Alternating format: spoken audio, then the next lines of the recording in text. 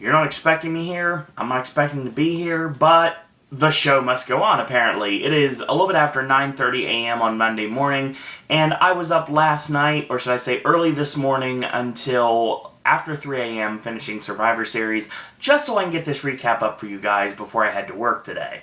So, sorry about the NXT and SmackDown video being sort of a throwaway. If I was aware that I would have been able to do this video today, I would have been able to wait and hold the NXT and SmackDown recap for today, but it didn't happen that way. So, I didn't really give any predictions. People that know me personally knows what my predictions were, and I was very accurate when it came to some of the predictions that I had. Not completely on some, but dead on others. So, we're going to do things a little differently this week. And I'm going to try to do this from now on. I'm trying not going to go every single move as much as I can. Now, I know it's fun for me, and I love doing it, but I know you love seeing me look downward at my notes. And truth be told, my notes are actually propped up. I feel like a conductor. Yeah, I feel like J.K. Simmons in Whiplash right now because I am just staring at this series of papers that is on top of a stand, on top of a Magic Band box. Or a magical tracking band box, depending on, oh my god, I miss Bill and Ted. Anyway, I will state that this is Monday's video. Let's talk Survivor Series before I have to go to work, shall we? Oh, by the way, before I get started, it's officially single digits now. 9 days, I'm back in Orlando. Oh, how sweet it shall be.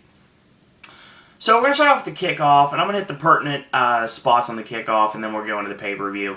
This was to be the return of Fandango in WWE, and I'm very excited to see that, because obviously I'm a very big fan, and I definitely want to see them do a whole lot more with him. I think they're going to take him in a different direction. Number one, they got rid of the Cha-Cha-La-La theme. It's way too babyface. It's more of a, like a tango theme is basically what it is. It's not so easy to do the finger dance to. No, it's actually done a lot more to basically put him over as being a smarmy tango dancer is basically what Fandango has now become. He's turned from a ballroom dancer to a sleazy tango dancer and a guy that would basically charge you like $500 for tango lessons in some sort of a rec center or community building. And he's also dressed very much like he was during the original Fandango, or as Spoonie likes to remind us on the regular, the Fandango, because for some reason, with those first promos, there was an extra O that was added for some reason. I know it was supposed to be like elongate the O and like Fandango, but they put two O's so it looked like it said Fandango, and that's something Spoonie jumped on. Shout out to Spoonie. On Twitter. Now, I will say right now that he's turned ballroom into tango. He's dressed like he used to. He's wearing like a white shirt. He's got the, it's like cut down and it's like a V-neck basically is what it is. He's wearing like normal, like wrestling boots obviously with the black pants on top of it. So yeah, he looks like he is competing in a tango competition. And to add to that, add to the smarminess, number one, his music and his whole attitude makes him come off like Enrique Iglesias, who is one of the biggest toolboxes in music anyway. At least he was at one point. Basically, you have to call someone a toolbox when he basically says in one of his songs, in his own words, that it doesn't matter what happens tonight, because tonight I'll be screwing you later. So yeah, that's basically the definition of a smarmy toolbox. And that's what Enrique is, and that's what Fandango's new gimmick's trying to portray. Now, I will state right now that the induction of Rosa Mendez, I have no problem with this. She looks a lot more like a traditional tango partner.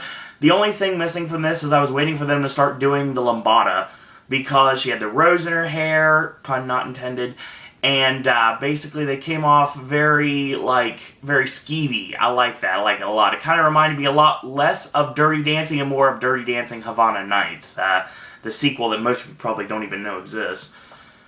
So he came out in a matchup against Justin Gabriel, putting over his Cape Town werewolf gimmick, wearing his La Parka pants.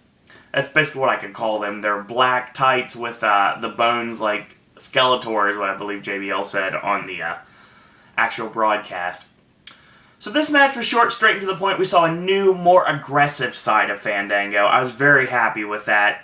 And we got to the end. Gabriel springboards over. Fandango walks out of the way. He lands on his feet.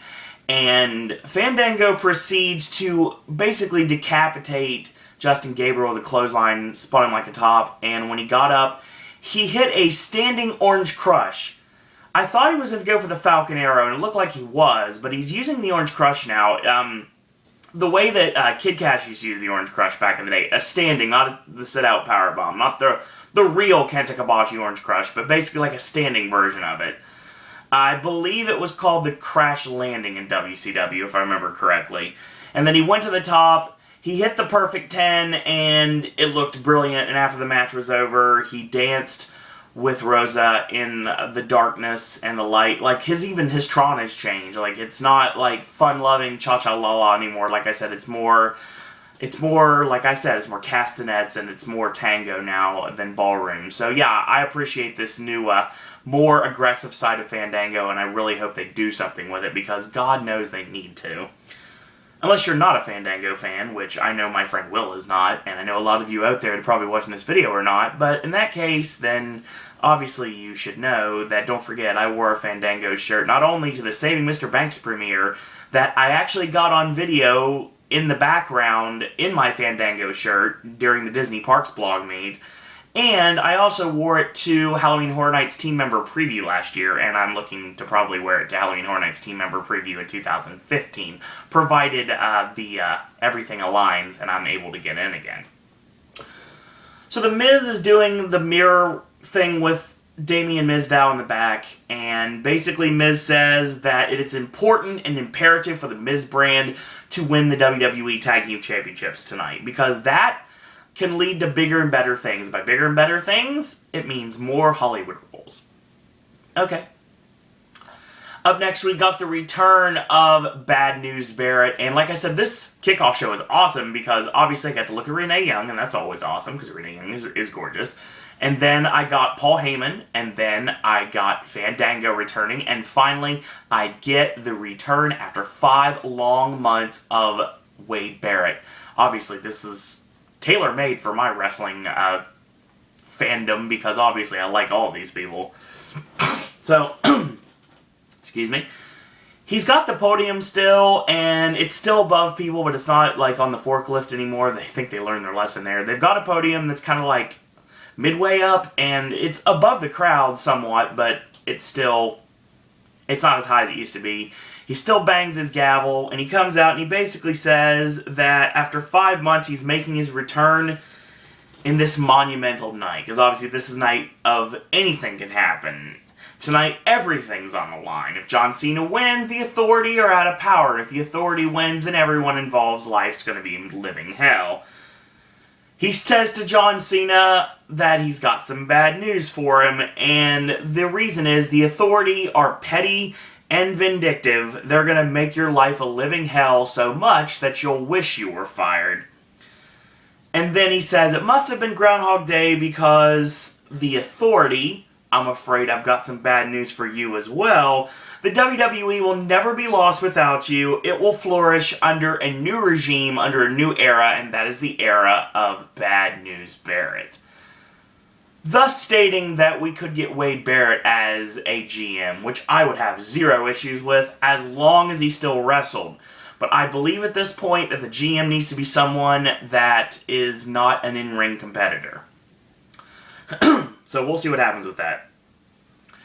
AJ's in the back saying she will retain because she's the one being serious now. Basically saying that the championship is her baby, and when it comes down to it, she's going to do anything to keep her baby. So, yeah.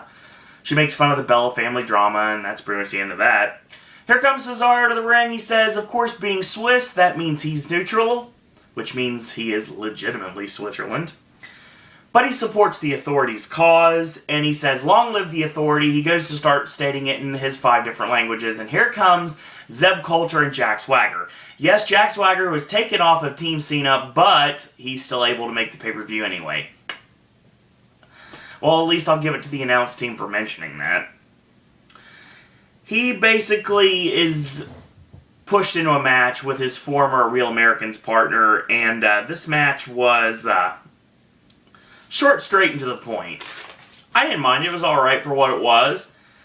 And I like this because Swagger counters the Patriot Lock, Cesaro with 2 Germans, and the third is countered, forward roll, Patriot Lock, he pulls him into the center of the ring, and Cesaro is forced to tap.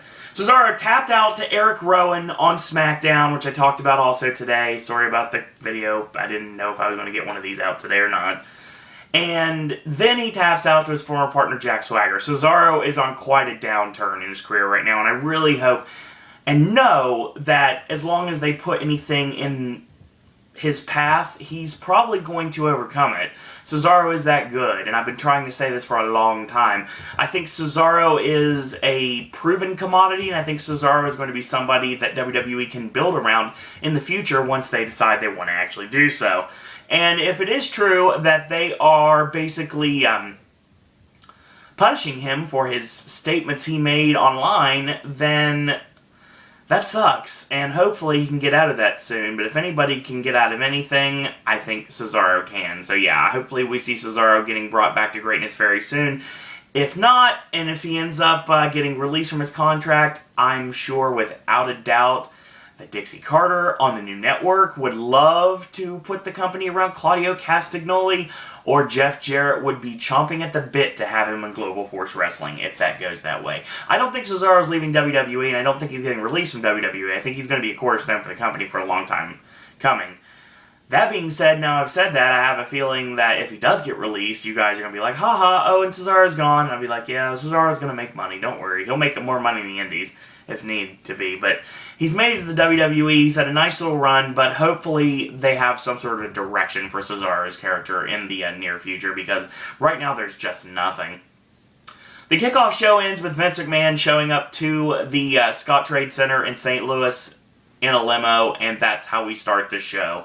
So Vince comes out to open the show, kick off, and welcome everyone to Survivor Series. He calls out Triple H and Stephanie. There's some family hugs that are surrounded, like, left and right. And she says that she loves her father very much, and she appreciates the opportunity that they have before them tonight.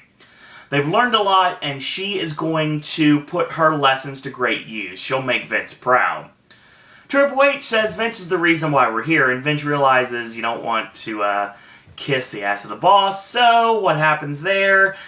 He's like, you know what, forget this. Calls out John Cena. So Cena comes out. Triple H says when John Cena's team fails, Cena will be personally responsible for 5 men with families, damn it, losing their jobs and livelihoods tonight. See, John Cena's only out for himself, because obviously he has nothing to lose. If he loses, 4 guys get fired, John Cena's fine. He'll still have a job. And when his team does lose, Triple H states that they will be begging the authority for their jobs, but they're going to be not only fired, but also forgotten. But the thing is, Triple H and Stephanie know that at the end of the day, as long as they're still calling the shots from the Global Tower in Stamford, Connecticut, everything will be right with the world, no matter if they get to interact with the superstars or not. Vince sees it another way and says, you know what? I didn't really think that way. If John Cena's team wins, you guys are still going to have your office jobs, but you're not going to be anywhere near the superstars. You can't have any, direction towards their career. Vince says, don't let me down. I have this faith in you. That's the reason why I put this in front of you. Stephanie says, the adversity will make her stronger. John Cena says, the authority will lose tonight, and after they do, then they will be out of power, thus meaning they will have to get their jobs back, and the only way to do that would be to get through John Cena, and Cena states there will be no chance in hell that will happen. So, entertaining start to the show.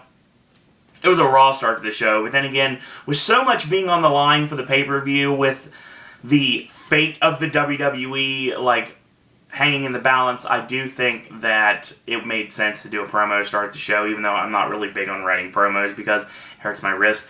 So we start off the show with a Fatal 4-Way for the WWE Tag Team Championships. Goldust and the newly geared, red and gold geared Stardust. I like the star being red. It gives him more ferocity. I think it looks great. Taking on Diego and Fernando of Los Matadores, as well as The Miz and Damien Mizdow and Jimmy and Jey Uso. This match was good. Enjoyed this for what it was, and I think that it actually went pretty well. Let's go to the finish, shall we? So Goldust goes for a backdrop superplex, and Stardust tosses the other Matador over his head. He lands on the middle rope, and he hooks Goldust for a backdrop superplex of his own. So Stardust goes under, and they do the Tower of Doom spot. All men are down. Tag in Samoan Splash to Goldust, and The Miz tags in. He tosses the Uso into the ring post. Sandow tags himself in and makes the cover and pins Goldust. 1, 2, 3, Damien Mizdow and The Miz, the new WWE Tag Team Champions, just like I called before.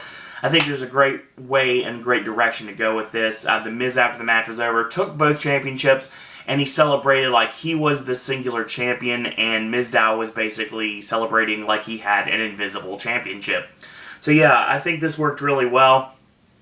Still, Sandow working the Invisible Man. It's fine for what it was. There was finishers galore in the match. I enjoyed what they did later on in the duration of the match and in the beginning of the match as well. And I will give credit somewhat to the announce team for keeping me aware who was who some of the time. Not all the time, but some of the time. They're getting better.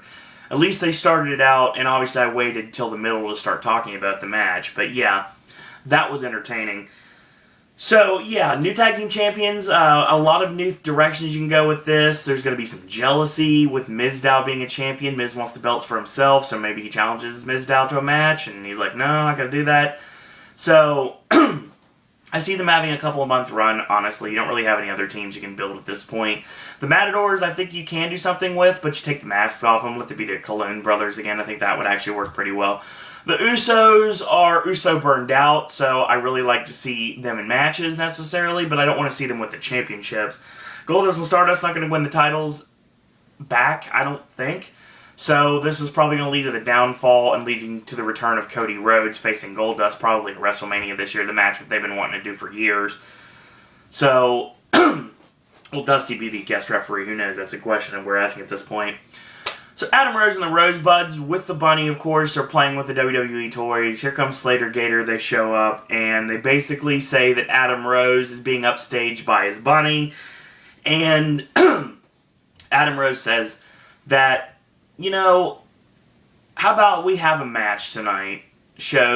I'll show you guys who's upstaging who, basically is what he said. So we get a match, another bonus match. Slater Gator against Adam Rose and the bunny. So we get our next match. It is a 5-on-5 traditional Survivor Series matchup. Actually, no. In this case, it is a 4-on-4. The Survivor Series that I know very well, like the Survivor Series that I remember starting to watch in 1989 and 1990. The traditional 4-on-4 Survivor Series match. This time being the Battle of Divas. This time being Alicia Fox, Naomi, Natalya, and Emma taking on Paige, Summer Rae, Layla, and Cameron. One of these things is not like the other. So, yeah, this match was short, straight and to the point. There was a nice wheelbarrow ace crusher by Naomi on Cameron, but Layla made the save. But it didn't really matter anyway, because Naomi hit the O'Connor roll and bridged up, beautiful bridge by the way, and pinned Cameron to eliminate her former Funkadactyl's partner. So we come in, and I'm going to talk about the eliminations, shall we here? So, at this point, there's a really nice, Layla goes up, and she's facing off against Alicia Fox later on in the match. She hits her double springboard into the crossbody, gets rolled through by Alicia Fox. Fox with a standing tilt-a-whirl backbreaker, Layla's gone. So Paige kicked her in the back of the head, headbutted her, tagged in Summer Rae. And Summer tried to work her over, got Natty tagged in, Natty came in. Natalya and Alicia Fox hit a double side Russian leg sweep. And We go back later on in the match, and we have another elimination because Emma starts to work on Summer Rae, locks her in the dilemma, and knocks Paige off the apron, hits the Emma Mite sandwich, locks in the Emma lock, Summer taps out. So, Emma eliminates Summer Rae. Paige runs away because she realizes Alicia Fox wants to try to take her out, and Emma tosses her in, and this allows for Natalya to get tagged in. Hits a release German suplex on Paige. Naomi gets tagged in, split-legged moonsault. Paige gets the knees up, and she goes to hit Alicia Fox on the ring apron. She drops off. This allows Paige to walk right into the rear view, and Naomi finishes the former Divas champion off with a head scissor driver, basically, is what it is. It was a snap head scissor driver. She locked her in a head scissor, and she tied her ankles behind her neck, kind of like what Carmella's doing now, but not necessarily a driver. It's basically more of the submission move. With Naomi, it's a driver, and she dropped her head drop into the canvas, like straight up. So that eliminates Paige, and the faces win 4-on-4. This match was a lot better than I thought it would be. Cameron was the only person that was out of place here. I understand why she's involved because she's in Total Divas, but I think at this point she should be happy she has a job. Cameron's got a lot of great personality, but she's terrible in the ring. I will state that right now, and I've been stating that for a long time. Obviously, it was nice to see working together from a lot of the NXT superstars of the past. I like seeing Paige and Summer Rae work together. I thought that was interesting, given the fact of their backstory. I like seeing Paige and Emma go at it. I thought that was entertaining, because obviously they had some really great matches in NXT, and if you haven't seen those, go check them out. They're probably on the network by now. So yeah, it was okay for what it was. Obviously, if you're going to put the Divas Championship on a heel, you need to build up baby faces. And I think you're building up Natalya and Naomi yet again, because right now the only other option you have is to bring Charlotte to the main roster, and in order for that to happen, she has to drop the Women's Championship to Sasha Banks, which I think she probably does at TakeOver Our Evolution, live in front of me on December 11th. Our next match being Dean Ambrose and Bray Wyatt. It was alright. I mean, it wasn't a bad match. I would never say it's a bad match, but let's talk about the end of the match, shall we? So, at one point, Bray hits the Uranagi on the ring steps, like the half of the ring steps on Ambrose. I'm always honest. I'll shoot with you guys. This is a cut, given the fact that my alarm actually went off because I set it for 10 a.m., So, yeah, that's the reason why we're having to do this in two parts. Sorry. My apology. We're talking about Dean Ambrose and Bray Wyatt, and like I said, at one point there is Uranagi on the separated ring steps. He tosses him in, 1-2, and a kick out. Bray gets a mic. And then he says, "Why are you doing this, man? It didn't have to be like this, Dean. Me and you, we could have ruled the world together. There's nothing anyone back there can do to touch us, Dean. We're special. Can't you see that? I'm sorry, man, that you chose your path." He drops Dean with the right hand. He may or may not have punched him with the ring mic, which is funny because there's DQ in this match. But I'll forgive that. So Bray gets a chair, puts two in the ring, and Ambrose takes the chair. We have a Mexican standoff. So Bray gets on his knees. He's begging to be punished. I know. And he jabs him in the ribs, does Ambrose. He finally succumbs to the pressure, and the referee calls for the bell. This isn't over. It's far from over. So he hits him in the back, and then he hits the Dirty Deeds version 2 on the chair. Ambrose gets a table, puts it in the ring, sets it up, puts Bray on the table, goes to the top rope, flying elbow through the table. He gets another table. He puts the table on top of Bray, so Bray is laying in a pile of tables. And then he goes all Funk's and Public Enemy in ECW and tosses a lot of chairs on the pile of Bray Wyatt and basically leaves him in the middle of the ring. He's in the middle of a broken table. He's got a table on top of him. He's got 20, 30 chairs on top of him, like crushing his existence. And to add insult to injury, Ambrose gets a ladder, and of course we're setting up a TLC match, obviously. And later on in the show, it's actually made official. We get Bray Wyatt and Dean Ambrose in a TLC match. And, of course, Bray wins by DQ. Does not win the war. Not at all. But this war is far from over.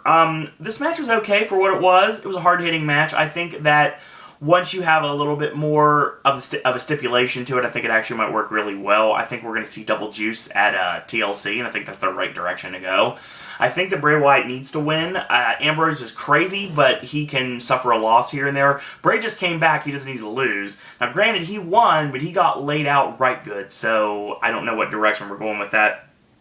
I'm interested to see where we go with this and how violent the TLC match is going to be, which I'll be watching as soon as I come back from Orlando. Actually, it's the week, because I'll be at TakeOver on the 11th, and I come back on the 12th, which is a Friday. We got movies on Saturday, then Sunday is TLC, which is funny because Ambrose has a past at TLC, so we're interested to see where we go from this. The Authority pep talk in the back. Triple H says everything is on the line. They will win, but if they don't, they won't be fired, but they sure will wish they were. Tonight they fight as if their life is on the line, because it is. And they all start chanting fight in solidarity as we end. So, still getting ready for that main event. Tag team match that was thrown together, obviously. It's Slater Gator versus Adam Rose and the Bunny. This match was short as well. The Bunny hits a flapjack on Heath Slater, and he hip checks Titus's knee off the ring apron, and a charging splash by Slater misses. He eats the buckle, and a middle rope missile drop kick by the Bunny finishes 1, 2, 3, with Adam Rose just out like this, begging for a tag. So yeah, after the match is over, he does the trust fall with the Rosebuds, and he parades off with the Rosebuds. Adam Rose left in the ring still looking like Paul Burchill. So yeah, obviously this is going to lead to some really fun stuff with Adam Rose and the Bunny. I really think they do have that singles match at TLC that I was talking about, and I do think that if Adam Rose wins, the Bunny has to unmask. And if the Bunny wins, maybe Adam Rose is gone, and that could lead to the return of Leo Kruger, or a completely new gimmick from the superstar, then to be formerly known as Adam Rose. I think that'll work pretty well if that happens. Roman Reigns is shown in a satellite, because obviously he's got to bring it via satellite, just like his brethren. And he says that if he was there right now, he would cock his fist and make it rain in this bitch. Yeah. He basically says he'll be back next month. Alright. John Cena finally shows up to talk to his team. It's about time. So, Dolph says, and the Big Show says, that everything's on the line. And they'll do anything to win. And Ryback says that the big guy's hungry. And Eric Rowan is still fiddling with his Rubik's Cube, but he has one word, and that is America? No. Still going with the IHOP guy, but win. So, we'll see what happens with that. Interesting segment. So we get our semi-main, which is the Divas title match. AJ Lee defending against Nikki Bella. I got a lot to say about this. So Brie gets up on the ring apron, and just like what happened at WrestleMania, she kisses AJ, and AJ, yes, she kissed AJ, and it was awesome. And I get out of horny teenager mode for a second, and state that it was a really good distraction, walked into Nikki's forearm rack attack, new Divas champion. Match over, Brie actually celebrates with her sister, and it looks like that there's a possibility that either A, she's luring her into a false sense of security, or B, the Bellas have turned heel. So the Bella twins have now back together as heels, which is what they need to be, because honestly they're very hateable wrestling personalities, not hateable, like, personal personalities. I enjoy them both on Total Divas. But, yeah, I watch. Sorry. But the thing is, in wrestling, the Bella Twins work as a heel act very well. The Twin Magic, it's perfect because, obviously, you are utilizing the referee's ineptitude to be able to switch in the middle of a match, or at the end of a match in this case. And this also is payback to AJ kissing Daniel Bryan at WrestleMania, costing him the World Heavyweight Championship to Sheamus. Now, I don't know if they'll go that direction or not, but it's an out if they want to go that way. Nikki's new Divas champion. Makes perfect sense now why we have Naomi and Natalya looking so strong, and hell, even Emma looking so strong. All of them, even Alicia Fox, all four of the face divas on the Survivor Series team looking strong, because obviously we need to have a built-up challenger to Nikki Bella and the Divas Championship. So what's to say about AJ Lee is the question. There's a lot of rumors online lately saying AJ is done. She's leaving WWE just like her husband CM Punk. And there's any ways to look at this. This match ending in 20 seconds either was A, to prove a point, or B, to prove that this was the end. I don't know at this point. I don't know if we'll see AJ Lee past the end of 2014 at this point. Maybe AJ's really gone, and if that happens, that's a real shame, because honestly, AJ has been the cornerstone of the Divas division for quite a while, and it would suck to see her go, so if that's the case, then AJ's had a great run, and hopefully she will, and I know she will excel in whatever she does next, but who knows, maybe Nikki is going to be having a rematch with AJ at TLC, and then AJ will be gone. I don't know at this point. Maybe AJ puts her career on the line. There's a lot of different directions you can go with this. I guess we'll see what happens after Raw tonight. So, we get our main event, and the main event time, it is with everything on the line, as they would say in Ready to Rumble. As Titus Sinclair would say in Ready to Rumble, the great Joe Pantoliano. Everything's on the line here. If John Cena's team wins, the Authority are out of power. If the Authority wins, John Cena's team will be fired. Except for John Cena, because he is bulletproof. And not the Big Show, who has an ironclad contract and basically cannot be fired. He has immunity to be fired. We forget about these things, and WWE wants us to forget about these things. This match is really long. It went almost an hour, and obviously with everybody being thrown in this main event match, it was going to go a long time. This match started really strange. Mark Henry, of all people, started trash-talking the Big Show. He goes to the ring apron to get a nice pep talk for everyone on the Authority. And when he turns back in, he walks right in, bam! Mark Henry, KO punch. Big Show 1, 2, 3 wins right off the top. Right off the top, seriously. It took no time. Fold my notes here because they're falling. So, there's a brawl. Katie barred the door, everyone's involved, and eventually Ryback is distracted. Rollins hits the curb stomp on him, and when Ryback stands up, he walks into Rusev's Muay Thai kick, and Ryback is eliminated. Eliminate the big guy. Not sure I understand this. I understand Survivor Series match, everyone has to get eliminated, even though I'm looking at you, four-way Divas, 4-on-4 Divas match, that not everybody can be eliminated. But yeah, Ryback eliminated. Hopefully this leads to Ryback and Rusev for the U.S. Championship, and I think that's going to be the program we go with, because I think this was supposed to be the program for Sheamus, and before Sheamus got hurt, that would have been the direction we would go. I think this time we're going to go to Ryback and Rusev, and that'll probably be the match at TLC. I think we'll start that tonight. That's, I think, is the right direction to go. So, Dolph goes for the name dropper on Rusev. They go back and forth, and it gets countered, and Rusev basically awesome bombs Dolph over the top rope onto everyone on the floor. It was a great visual.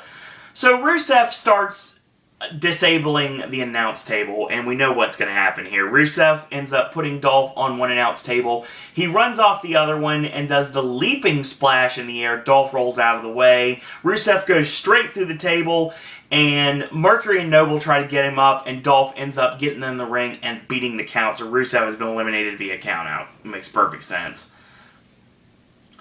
Later on, Eric Rowan and Luke Harper finally lock up. Rowan is distracted. He breaks the choke slam and from Kane. Rollins hits the knee strike off the top and walks right into the discus lariat from Luke Harper. 1, 2, 3, Eric Rowan's gone. So, at this point, the Big Show gets in the ring, and I'm thinking to myself, he's going to knock John Cena out, because the Big Show can't do anything without flip-flopping. He flip-flops more than a politician. And really, he's had more heel and face turns than anyone in the history of wrestling. Look it up. I think it's probably possible. So he knocks out John Cena. Rollins steals the pin. Big Show walks out and gets counted out. So Dolph Ziggler is on his own against Rusev, Luke Harper, and... Not Rusev. Luke Harper, Kane, and Seth Rollins. I'm surprised Kane lasted so long, honestly. So, at this point, Stephanie's still making fun of Cena for losing. He let his whole team down by getting eliminated. Yeah, by nefarious means. So, basically the announce team are saying it's over. Dolph Ziggler's not going to be able to fight this off. And I truly believe that this would have been Sheamus' heel turn. I think Sheamus would have been the one that turned on the team, but with Sheamus getting hurt, they had to turn that over to somebody that's been turned a billion times and even just got turned recently, and that's the Big Show. This should have been Sheamus' spot, and when I finally put Sheamus with Triple H on camera, which makes perfect sense given the fact that they're real-life friends, so I think that would have been the right direction to go, but it did not work out that way, and Big Show with another failed turn, and maybe he'll come out tonight and say, I did what I had to do. Like, well, now you get fired.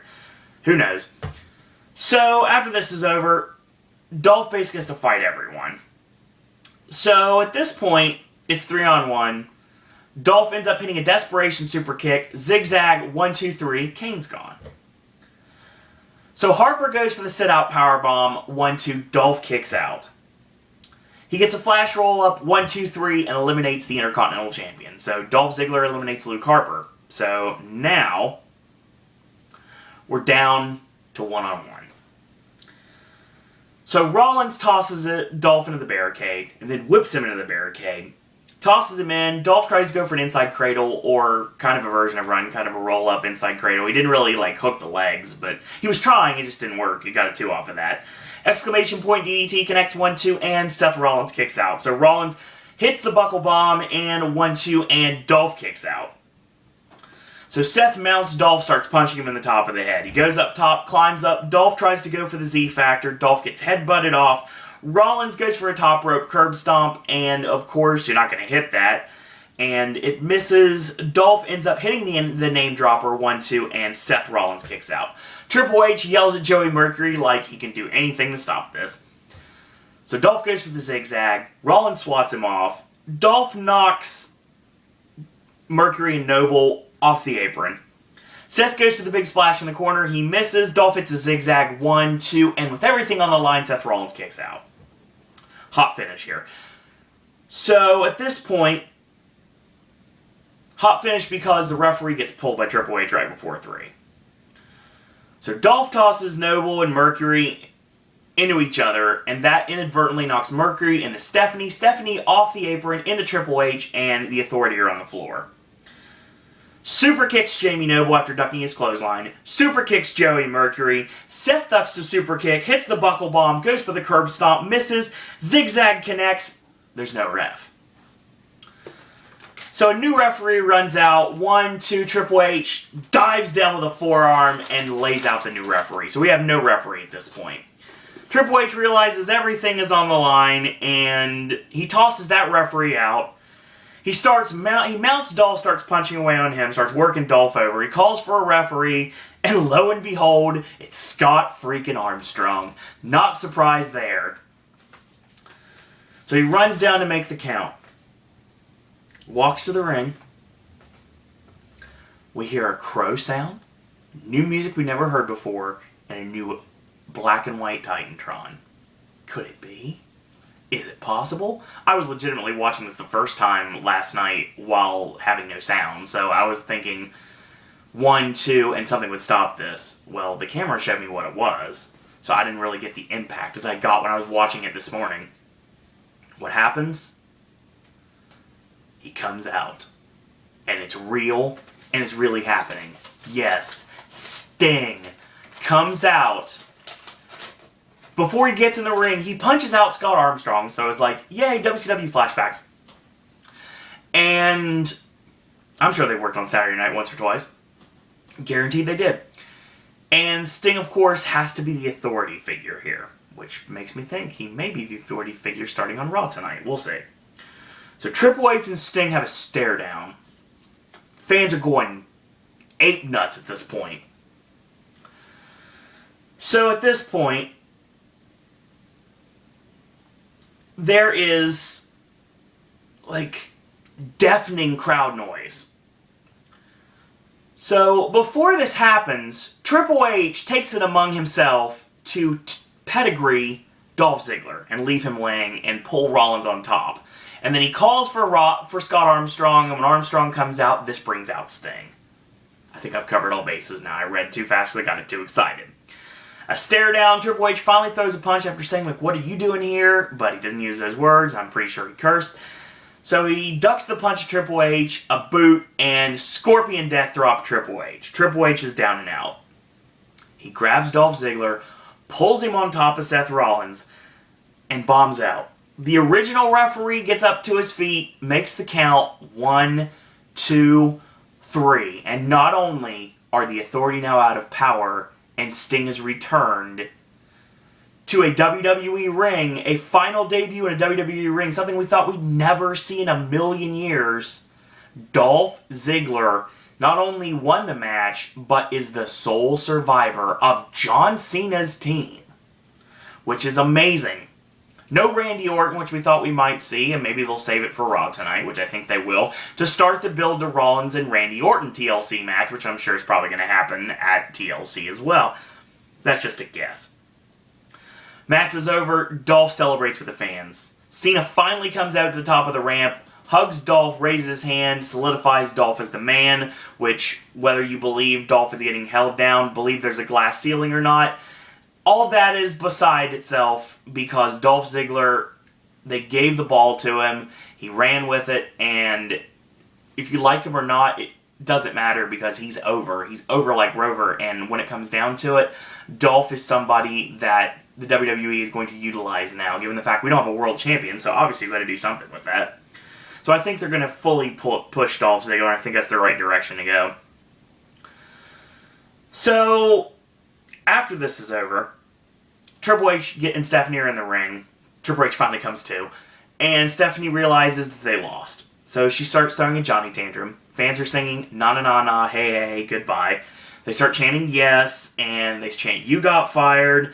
Stephanie yells, this isn't over, over and over and over and over again, and the you got fired chant gets louder and louder and louder, and Stephanie is still throwing her Johnny tantrum in the center of the ring. So, a lot of things you can do with this. Hopefully they will do something with Dolph Ziggler. I think what's going to happen when they announce the new Authority figure tonight, which may or may not be Sting, which it could be Sting, I think it might be after tonight. Maybe Sting, basically, who came in just kind of like Bret Hart did in WCW, came in as an enforcer. Even though Bret Hart was an announced enforcer, Sting was not. Sting came in as an enforcer, basically not to do what's best for Triple H or what's best for the Authority, did what's best for the company, and basically utilized the fact that Triple H came in the ring, laid out Dolph Ziggler with the pedigree, and tried to get Rollins to steal the win. Sting didn't like what he saw, came out, saw the crooked referee Scott Armstrong come out, he punched him out, and then he got in the ring and made everything right, and dragged Dolph on top of Rollins, and the referee, the original referee, yes, continuity, came in the ring and made the final 3 count. So yes, Dolph Ziggler won, and if you're not a Dolph Ziggler fan, probably not a good night for you, but it was entertaining as all get out for me. I actually enjoyed this very much so. So yeah, a great pay-per-view. Let's talk about things one by one.